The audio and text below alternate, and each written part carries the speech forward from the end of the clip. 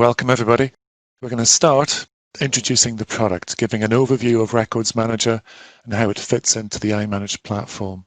We will start with that end user functionality.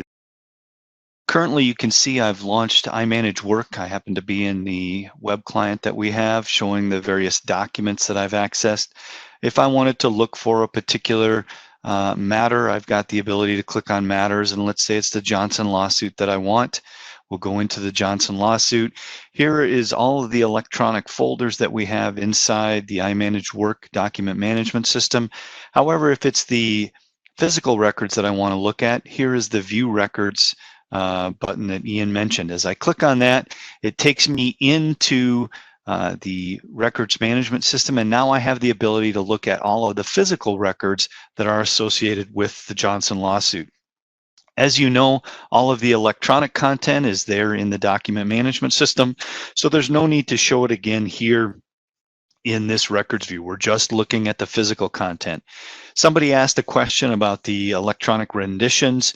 Notice that in the engagement file, you can see that we have an electronic rendition available there. And then also for the CD of evidence, we have an electronic rendition available there. So it tells us that we've got electronic versions of the physical content, and they may want to look inside of the document management system to see that instead of spending the money to retrieve the box from offsite storage. From here, I've got the ability to request files. I can request a delivery request here. It'll pop up the dialog box, and I've got the ability to provide some instructions, priority to this, and then actually send my request off to the record staff to have them pull this file off the shelf and then deliver it to me. I can take a look at boxes that we have available in the system. You can see all of the boxes here. We talked about the dashboards earlier. Any requests that I have made that have not been delivered yet will be available here. And then we can also see all the checked out items that I have sitting in my office somewhere. I can see those available here. So this is the end user web client. As I'm browsing around inside of iManage Work, I can actually move on to the physical records and see that information, and then I can actually go back to iManage Work and look at the electronic content. So that's that very tight, seamless integration between the document management system and the records management system. Let's move on now to what the records managers may be interested in. This is our desktop client for records managers, and this is a very rich interface that will provide a lot of functionality to those records managers around the file plan, around searching and reporting, around retention scheduling, and legal holds. I'm going to start in the records interface here. We're looking at the file plan that you see here, so you can see a list of all of the clients that we have.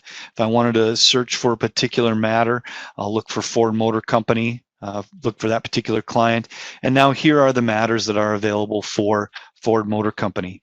We'll focus primarily on the Johnson lawsuit. But what I wanted to point out is that there's properties at every level of the system. And you can see here at the Larry Johnson lawsuit, matter 1000, I have the ability to put a retention schedule on the matter. We can take information like practice area, open date, close date, responsible attorney, office and department. We can take all of that information from an integration with our time and billing system or matter management systems to populate this information from those other systems. Let's drill down into the Johnson lawsuit, and now we'll take a look at all of the files that exist for the Johnson lawsuit. At the top here, you can see the worksite workspace. Below that, you can see a physical jacket. If we take a look at the worksite workspace and look at the properties of that, you can see that we have a retention schedule that we've put on the workspace itself. If we look at the physical file here called jacket, you can see that we have a retention schedule that we've put on the physical jacket as well. So we have electronic and physical information existing side by side, and they can all have retention schedules on them so that we can begin to manage the life cycle of that. Not only are we looking at the electronic content from the worksite workspace, but you also have Windows file share. So here is our file share that we call the Z drive. And if we look at the properties on that, you'll see a retention schedule, just like on the other electronic and physical records that we have. Right? You might see different workspaces in here. In this case, there's more than one workspace. We do have the ability to rely on single interface to manage multiple libraries. So for example, if the Johnson lawsuit is available in a library in EMEA, a library in Australia, maybe a separate library in London, and then one in the United States, all of those libraries are going to come here into one place for a records manager to manage. A very tight integration on that electronic records piece means that they don't have to go to multiple places to manage the life cycle of all of that electronic content. That's a very big feature and one that we want to make sure that we point out. So let's look at that workspace. You'll see those electronic folders that we have. Here's an electronic folder called Attorney Notes. If we look at the properties on that, you'll see the retention schedule on that folder. Let's look at the information inside of that particular electronic folder. Now we're seeing all of the electronic documents. You're seeing Word documents and PDFs. Our cross-examination notes. This document actually happens to have been destroyed.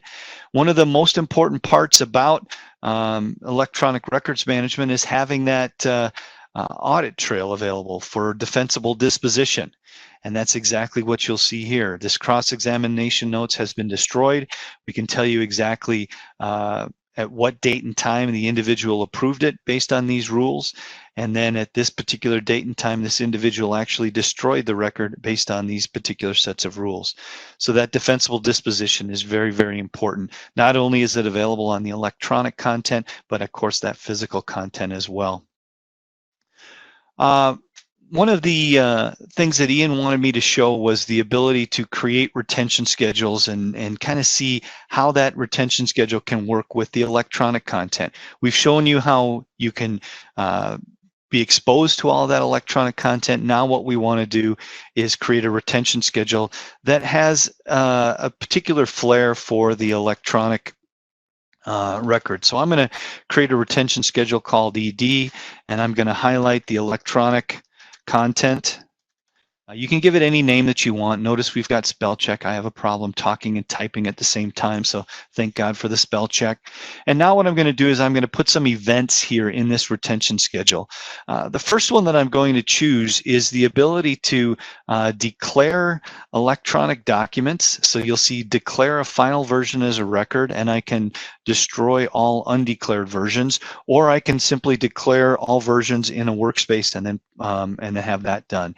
In this case, we'll declare all versions as a workspace, in the workspace. Then what I want to do is I want to have an approval process. So we're going to approve for destruction 7 years after the matter closes. Once it's approved, we actually want to go ahead and destroy that. So let's look for the ability to destroy the content 7 years after the matter closes. And inside of iManage Records Manager, we have the ability to destroy the record inside of iManage Work and leave a metadata stub of that inside of IRMs for that defensible disposition. After that content has been around a while, well, we may want to be able to actually permanently destroy that electronic metadata item. And so we have the ability to do that as well. Here in this case, we'll say destroy 8 years after matter close. So at 7 years, we're going to destroy the actual Word document from the document management system.